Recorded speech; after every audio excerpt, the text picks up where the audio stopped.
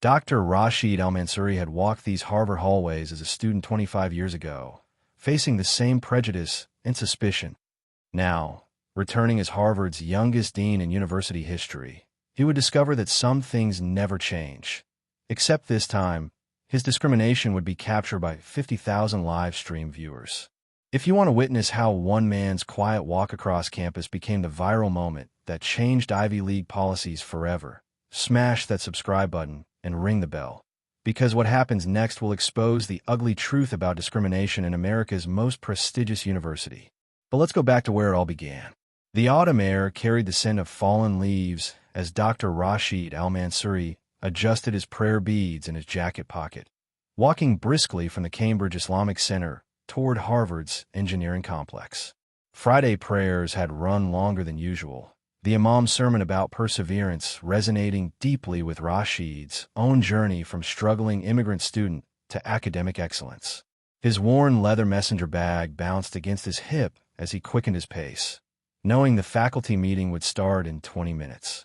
Security guard Bradley Thompson noticed the bearded man immediately. 12 years of protecting Harvard's campus had given him what he called situational awareness, really a collection of prejudices disguised as professional instinct. Middle Eastern appearance, prayer beads visible in his jacket pocket, walking with purpose toward the engineering building on a Friday afternoon when most faculty had gone home.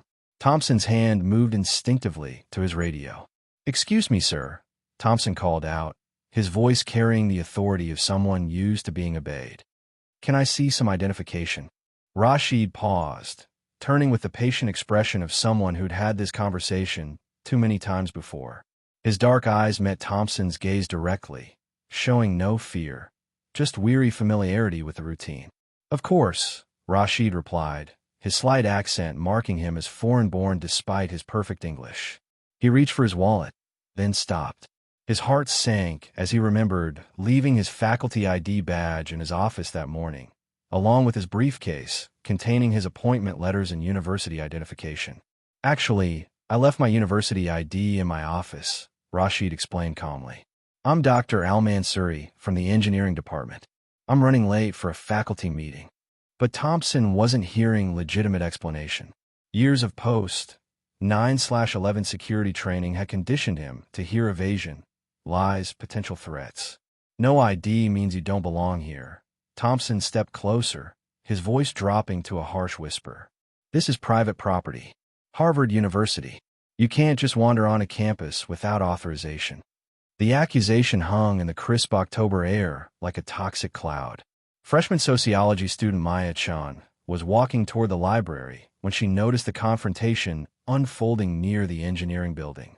Something about the scene triggered her instincts from years of documenting social injustice on her TikTok account. She pulled out her phone and hit record, whispering to her followers, "I'm witnessing what looks like racial profiling at Harvard right now."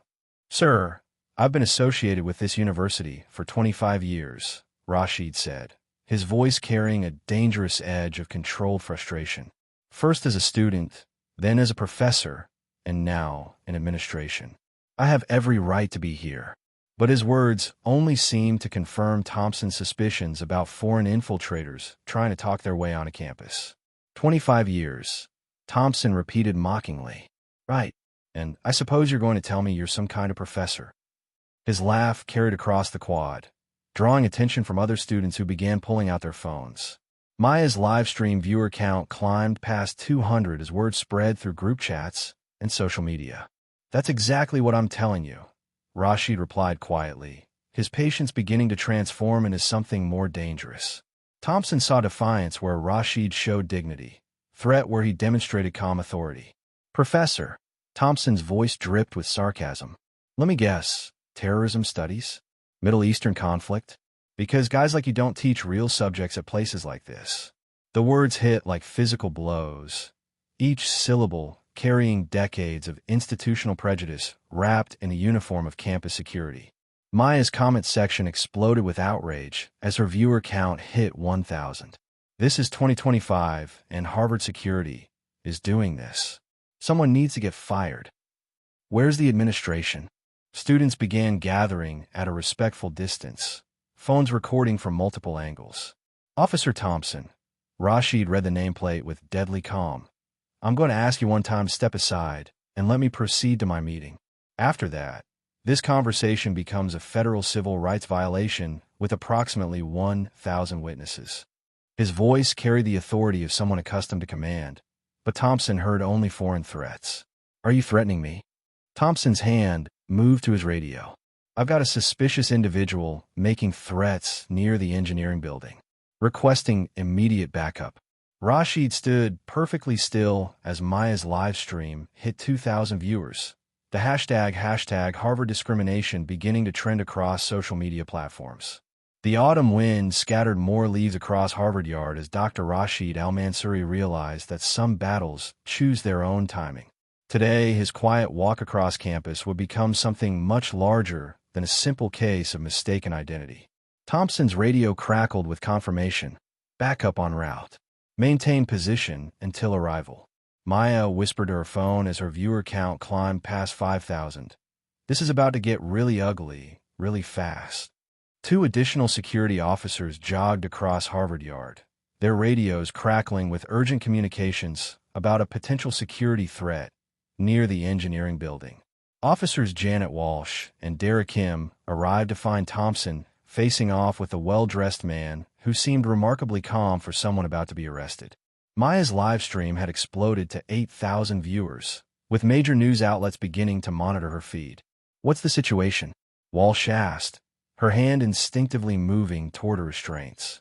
She'd dealt with enough problem visitors to know that the quiet ones were often the most dangerous. Thompson pointed at Rashid with the confidence of someone certain about his authority. Suspicious individual with no identification, claims to be a professor, making threats about civil rights violations, Thompson reported, his voice carrying the weight of 12 years of campus security experience. He's been evasive about his presence here. And look at him. Does he look like Harvard faculty to you? Kim studied Rashid carefully, taking in the prayer beads, the slight accent, the foreign appearance that didn't match his mental image of Ivy League professors. Sir, we're going to need you to come with us for questioning, Kim announced, his voice carrying absolute authority. Officers, Rashid said quietly, you're making a serious mistake. I'm asking you one final time to contact the engineering department and verify my identity before this situation escalates beyond your control. But his words only seemed to confirm their suspicions about foreign agitators trying to intimidate campus security. Verify with who? Walsh laughed harshly. Your terrorist buddies? We know how this works. You people think you can just walk onto American campuses and demand respect. The words hit Maya's live stream like lightning, her comment section exploding with outrage as her viewer count hit 15,000. A crowd of students began gathering at a respectful distance, most of them recording on their phones. Harvard junior Alex Morrison whispered to his roommate, "This is insane. They're literally profiling someone in 2025. The hashtag Harvard discrimination was trending nationally, with thousands of people sharing their own experiences of campus discrimination. Sir, Kim stepped closer. You're trespassing on private property without authorization. That's a criminal offense. Last warning before we place you under arrest." Rashid looked at his watch, a simple Timex that had gotten him through graduate school 25 years ago. The faculty meeting had started 10 minutes ago. Officers, arresting me will be the most expensive mistake Harvard University has ever made, Rashid said softly, his voice carrying a dangerous calm that made Walsh's blood run cold. I suggest you contact Dean Morrison's office immediately. But his reference to the administration only confirmed their belief that he was trying to manipulate the system. Dean Morrison doesn't take calls from people like you, Thompson sneered, moving to Rashid's left side while Kim flanked his right. 3 armed security officers against 1 foreign troublemaker. Those are pretty good odds. Maya's live stream hit 25,000 viewers as she whispered, "They're about to arrest him. This is actually happening at Harvard." Walsh pulled out her zip ties, the plastic restraints glinting in the afternoon sun. "Turn around. Hands behind your back. You're under arrest for trespassing, failure to provide identification, and interfering with campus security operations." The crowd of students pressed closer, their phones capturing every angle of what was unfolding. "Wait," called out a voice from the growing crowd. Sarah Kim, a graduate student in Middle Eastern Studies, pushed through the circle of onlookers. "Officers, I think you should know something about this man." But Thompson waved her off dismissively. "Step back, miss. This is official university business." Walsh grabbed Rashid's arm, but he didn't resist. Instead, he looked directly into Maya's camera phone, his dark eyes carrying the weight of 25 years of fighting prejudice in American academia. "My name is Dr. Rashid Al-Mansuri," he said clearly, his voice carrying across the quad. "In approximately 60 seconds, these officers are going to arrest Harvard University's newly appointed Dean of Engineering in front of 30,000 live stream viewers." The words hung in the autumn air like thunder. Maya's phone nearly slipped from her hands as the viewer count exploded past 35,000. The comments section became a blur of shock and disbelief. "Did he just say dean? Oh my God, they're arresting a dean. This is about to get really bad for Harvard." Thompson's confidence wavered slightly, but years of training had taught him that suspects always lied to avoid arrest. "Nice try, buddy. Real deans don't walk around without identification, making up stories about faculty meetings." Walsh tightened the zip ties around Rashid's wrists as Kim reached for his radio. "Control, this is Kim. We're bringing in the trespassing suspect. Have legal standing by. He's making claims about being university administration." The radio crackled with acknowledgement as Maya's live stream hit 50,000 viewers, with CNN and other major networks beginning to monitor the feed directly. Rashid looked up at the Gothic architecture of Harvard University, the same buildings where he'd struggled as a young immigrant student, fought prejudice as a junior professor, and now returned to lead as a dean. "Officers," he said quietly, "in my jacket pocket is my cell phone. The last number dialed was Harvard University President Claudine Gay's direct line. Perhaps you'd like to call her before you complete this arrest." The mention of a university president's name made all three officers pause. Maya whispered her phone, 50,000 viewers and climbing. This is either the most elaborate lie in history, or Harvard security just made the biggest mistake of their careers. Walsh looked at Thompson, then at Kim, then at the forest of phone cameras documenting their every move. "Get his phone," she ordered Kim. "Let's see who this guy really thinks he's fooling." As Kim reached for Rashid's jacket pocket, the campus bells chimed 3 p.m., marking the exact moment that Harvard University's discrimination crisis would explode into national headlines. Officer Kim's hands trembled slightly as he reached into Rashid's jacket pocket, the weight of 50,000 live stream viewers pressing down on every movement. Maya's phone captured the exact moment when campus security would either vindicate their suspicions or destroy their careers in spectacular fashion. "Here we go," Kim muttered, pulling out Rashid's iPhone. The screen lit up with a simple touch, showing the recent calls list. Thompson leaned in eagerly, expecting to see pizza delivery numbers or taxi services. Instead, his face went chalk white as he read the contact names.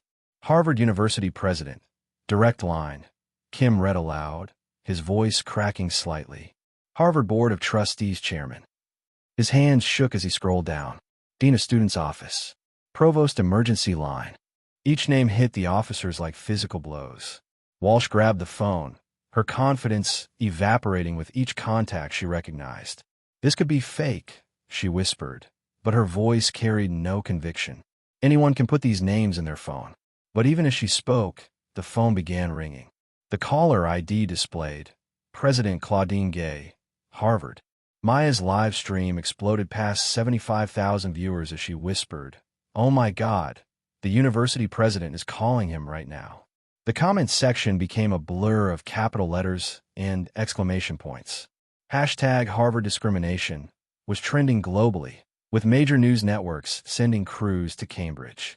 "Answer it," Rashid said quietly, his voice carrying the authority of someone accustomed to command. "Put on speaker. Let everyone hear what Harvard's president has to say about arresting her new dean of engineering." The words hung in the autumn air like a death sentence for the three officers' careers. Thompson's face had gone from confident authority to genuine terror in the span of 30 seconds. "This is impossible," he stammered. "Deans don't walk around campus without ID. They don't look like—" He caught himself before finishing the racist sentence, but Maya's live stream had already captured the implication. "Like what?" Rashid asked with deadly calm. "Like Middle Eastern men?" Like Muslims? Like immigrants who built their careers despite people exactly like you. The phone continued ringing, President Gay's name flashing insistently on the screen. Kim made the fatal decision to answer. His trembling finger hit the speaker button as 75,000 people listened to Harvard University's crisis unfold in real time. Hello, Dr. Al-Mansouri. President Gay's voice filled the quad. I've been getting emergency alerts about a situation involving you on campus. Are you all right? The silence that followed lasted exactly 4 seconds, but it felt like an eternity. Walsh, Thompson, and Kim stared at the phone as if it contained nuclear codes. Maya's viewer count hit 100,000 as the reality crashed down on everyone present. President Gay, Rashid replied calmly. I'm currently being detained by campus security officers Thompson, Walsh, and Kim. They've arrested me for trespassing on the campus where I've worked for 25 years. Apparently, I don't look like I belong at Harvard University. President Gay's sharp intake of breath was audible to every viewer. Officers, release Dr. Al-Mansouri immediately. That's a direct order from the president of Harvard University. But her words came too late. The damage was already documented, recorded, and broadcast to over 100,000 witnesses. Ma'am, Thompson's voice was barely a whisper. We didn't know. He had no identification. Officer Thompson, President Gay's voice carried the ice of institutional authority. You just arrested the most decorated engineering professor in Harvard's history. The man who brought in $400 million in research grants last year. The dean I personally appointed 3 weeks ago. Maya's phone buzzed with notifications as her live stream was shared by CNN, MSNBC, and Fox News. The story was exploding across every social media platform simultaneously. Hashtag Justice for Rashid began trending alongside hashtag Harvard discrimination as celebrities and politicians started weighing in. Dr. Al-Mansouri, President Gay continued, her voice heavy with damage control. Harvard University formally apologizes for this incident. Officers, you will escort Dr. Al-Mansouri to his office immediately and provide a full written report to my desk within 1 hour. But Rashid wasn't finished. President Gay, these officers didn't just question my credentials. They made it clear that people like me don't belong in institutions like Harvard. Officer Walsh specifically referred to you people and terrorist buddies. Officer Thompson suggested that individuals of my appearance don't teach real subjects. The crowd of students had grown to over 200 people, all recording from different angles. Senior Alex Morrison live-streamed to his Instagram followers. This is the most insane thing I've ever witnessed at Harvard. They literally arrested our new engineering dean for being Muslim. Thompson sank onto a nearby bench, the weight of his destroyed career crushing down on his shoulders. 12 years of service, pension plans, his daughter's college tuition, everything evaporating in real time before 100,000 witnesses. Officers, President Gay's voice crackled through the phone. Report to my office immediately after ensuring Dr. Al-Mansouri's safety. Harvard University will conduct a full investigation into this incident. The call ended, leaving behind a silence broken only by the autumn wind and the soft sounds of phones recording. Rashid looked directly into Maya's camera, his dark eyes reflecting 25 years of fighting prejudice in American academia. Ladies and gentlemen, he said quietly, you've just witnessed how assumptions become headlines, how bias becomes federal investigations, and how discrimination dies in the light. Walsh fumbled with her keys to remove the zip ties from Rashid's wrists, her hands shaking uncontrollably. Sir, we're so sorry. We had no way of knowing. That's precisely the point, Rashid interrupted. You assumed. And now, 100,000 people have watched those assumptions destroy your careers in real time. Maya's final comment hit like lightning. Sometimes justice arrives in a Harvard quad. Sometimes change happens when ordinary people refuse to stay silent. Today, 100,000 witnesses prove that prejudice dies when the world is watching. The revolution would be live-streamed in the shadow of ivy-covered walls that had seen too much discrimination and not enough consequences. Harvard University's crisis management team assembled an emergency session as Maya's live stream surpassed 150,000 viewers and hashtag Harvard discrimination dominated social media worldwide. CNN, MSNBC, and Fox News interrupted regular programming with breaking news alerts, while legal experts discussed the potential multi-million-dollar civil rights lawsuit implications in real time. Dr. Rashid Al-Mansouri stood in the quad, surrounded by 200 recording students, as officers Thompson, Walsh, and Kim faced the complete destruction of their careers. Thompson's radio crackled with urgent messages from campus headquarters. All officers report immediately. Media vans arriving at main gate. Federal civil rights investigators en route. Dr. Al-Mansouri, Walsh's voice was barely audible, tears streaming down her face. My daughter. She's applying to colleges. What do I tell her about today? Rashid's expression softened slightly as he considered the human cost of institutional prejudice. But Maya's camera captured every word, broadcasting to an audience that had grown beyond anything they'd imagined. You tell her that people can change, Rashid replied quietly, that mistakes don't define us forever if we choose to learn from them. But first, you need to understand what you've done here. His phone buzzed with incoming calls from Harvard's Board of Trustees, legal department, and crisis communications team. President Gay's black sedan screeched to a halt beside the engineering building as she emerged with Harvard's general counsel and head of public relations. Her face was grim as she surveyed the scene. Hundreds of students, dozens of phone cameras, and a viral incident that would reshape university policies forever. Dr. Al-Mansouri, President Gay approached carefully, aware that every word was being broadcast live. Harvard University takes full responsibility for this discriminatory treatment. We are implementing immediate policy changes to prevent this from ever happening again. But the damage was already spreading beyond campus boundaries. Kim's phone buzzed with a text from his wife. Derek, you're on CNN right now. They're calling you racist. What happened? The personal cost was becoming real for all three officers as their names and faces spread across social media platforms, accompanied by the hashtag #HarvardRacists. Maya whispered to her 175,000 viewers. Major news outlets are here now. This is bigger than just campus security. This is about systemic discrimination in higher education. Her comment section exploded with legal advice, job offers for Dr. Al-Mansouri, and calls for the officers to be prosecuted federally. President Gay, Rashid said, his voice carrying across the quad. These officers didn't just make a mistake. They revealed institutional biases that run deeper than individual prejudice. Officer Thompson told me that people like me don't teach real subjects at places like this. That's not training failure. That's systemic discrimination. Thompson collapsed onto the bench, his 12-year career evaporating in real time.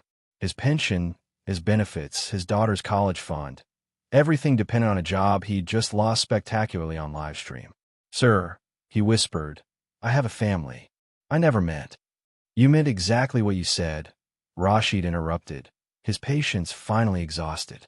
And now 175,000 people have heard Harvard University's true feelings about Muslim faculty. His phone rang again, this time showing U.S. Department of Justice Civil Rights Division. President Gay's face went pale as she recognized the implications. Federal investigation, Title VII violations, potential loss of federal funding worth hundreds of millions annually. Dr. Al-Mansouri, she said carefully, perhaps we could discuss this privately. Privacy is what allowed this discrimination to flourish for decades, Rashid replied, gesturing toward the forest of recording devices. Today, sunlight becomes the disinfectant. Every word of this conversation is public record now. Maya's live stream hit 200,000 viewers as Anderson Cooper's CNN crew arrived on campus. This is Maya Chun, Harvard freshman, documenting what might be the most expensive discrimination case in Ivy League history, she whispered to her phone. Dr. Al-Mansouri has just answered a call from the Department of Justice. The autumn wind scattered more leaves across Harvard Yard as 3 security officers watched their lives implode in real time. Dr. Rashid Al-Mansouri looked up at the Gothic buildings where he'd first faced prejudice as a struggling immigrant student 25 years ago, then answered the phone call that would reshape American higher education forever. This is Dr. Al-Mansouri, he said calmly. Yes, I'm the Harvard dean who was just arrested for being Muslim on my own campus. I think we need to talk. The reckoning had arrived at America's oldest university, live streamed to the world. 6 months later, The Morrison Walsh Thompson incident had become required case study material at every major university in America. Maya Chin stood before a packed auditorium at Harvard, her phone in hand, addressing the largest civil rights conference in academic history. The same device that had captured discrimination now documented transformation. Dr. Rashid Al-Mansuri sat in the front row, watching the young woman who'd changed everything with her courage to record injustice. The Department of Justice settlement had cost Harvard $47 million, but the real change was immeasurable. Every campus security officer in the Ivy League now wore body cameras. Bias training was mandatory monthly, not annual. Ladies and gentlemen, Maya addressed the audience of university administrators. 18 months ago, I was just a freshman sociology student walking to the library. Today, I'm Harvard's Director of Campus Inclusion Documentation, because one phone camera proved that ordinary people can create extraordinary change. Thompson, Walsh, and Kim sat in the back row, their presence part of the court-mandated community service requirement. They'd lost their security positions, but gained something more valuable: perspective. Thompson now traveled to universities nationwide, sharing his story as part of Harvard's From Bias to Understanding program. I want to read you something, Maya continued, holding up her phone. This is from Dr. Al-Mansuri's speech at the United Nations Human Rights Council last month. The auditorium fell silent as she read. Discrimination dies in the light. But first, someone has to turn on that light. President Gay stepped to the microphone, her expression heavy with institutional responsibility. Harvard University failed Dr. Al-Mansuri that day, but failure became our greatest teacher. Today, we announce the Al-Mansuri Institute for Campus Dignity, a $100 million endowment, ensuring no student or faculty member ever faces discrimination in silence again. Rashid rose from his seat, adjusting the same prayer beads that had triggered suspicion 18 months earlier. Now they caught auditorium lights as symbols of resilience rather than otherness. Thank you, President Gay. But this institute isn't named for me. It's named for every person who's ever been told they don't belong somewhere they've earned the right to be. The audience erupted in applause as Maya's original live stream played on the auditorium screens. 200,000 viewers have become 50 million shares, spawning countless conversations about bias, assumption, and the power of documentation. The hashtag Harvard discrimination had evolved into hashtag document dignity, encouraging people worldwide to record injustice when they witnessed it. Thompson, Walsh, Kim, Rashid called to the back row. Please join me up here. The three former officers approached reluctantly, still carrying the weight of their public shame. But Rashid's next words transformed pain into purpose. These three individuals made terrible assumptions based on prejudice and training that failed them. But they chose growth over defensiveness, education over denial. They're now training officers at over 400 universities nationwide. Maya raised her phone one final time, addressing not just the auditorium, but the thousands watching the live stream. 18 months ago, I captured discrimination in real time. Today, we're broadcasting transformation. The same technology that exposes injustice can document change, spread awareness, and hold institutions accountable. Thompson stepped to the microphone, his voice shaking with emotion. I want every security officer watching this to understand. Your assumptions about who belongs were not training, they're prejudice. I destroyed my career and damaged 3 lives because I couldn't see beyond my biases. Don't repeat my mistake.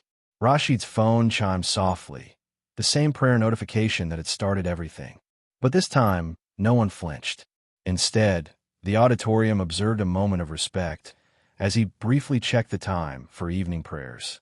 That sound used to represent threat to some people, he said quietly. Today, it represents the right to be authentically yourself in spaces you've earned. As the conference concluded, Maya walked across the same quad where discrimination had been documented and justice had been served. Her phone buzzed with messages from students worldwide, sharing their own experiences of bias and their commitment to document dignity wherever they found it missing. Rashid returned to his office at 10 p.m., scrolling through messages that still arrived daily from faculty, students, and security officers who'd found courage to speak up against discrimination on campuses around the world.